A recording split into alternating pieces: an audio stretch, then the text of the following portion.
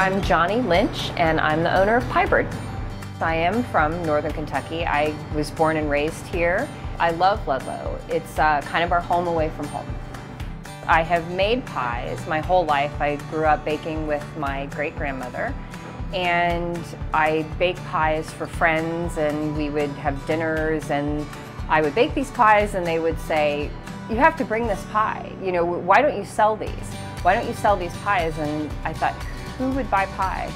And it turns out people buy pie. So that's how Piebird got started. How many people are involved in Piebird? 2. Myself, and then my business partner, Luke Alquizola. And we are a united front. We do equal duties, but Luke does a lot more of the keeping me sane duties.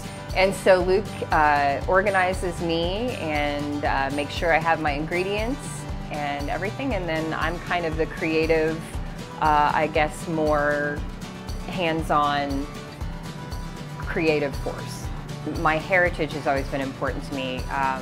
Growing up baking with my great-grandmother, I liked what I learned from her, and I liked that those recipes were things that she had in her head and that she had learned from her mother, and that her mother had learned from her mother. And so I was given several recipes of Theodosia, which is her name, and that's what I baked for friends. I wanted them to know our history.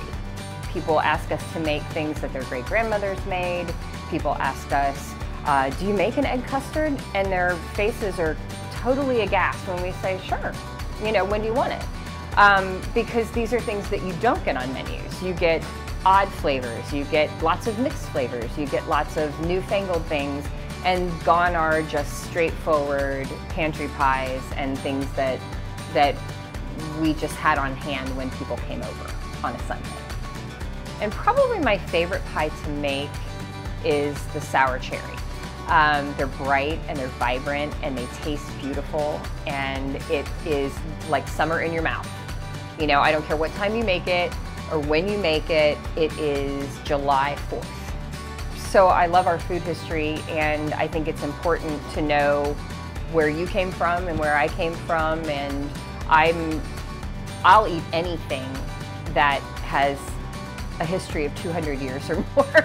You know, I want to know about it. I think that's important, and that's what keeps us all kind of a level playing field, is that we all like to sit down to a bowl of grits if you're Southern, or, you know, a bowl of mashed potatoes if you're Northern, or what. But something unites us, and it's usually comfort food, and it's usually things from our past that make us feel good.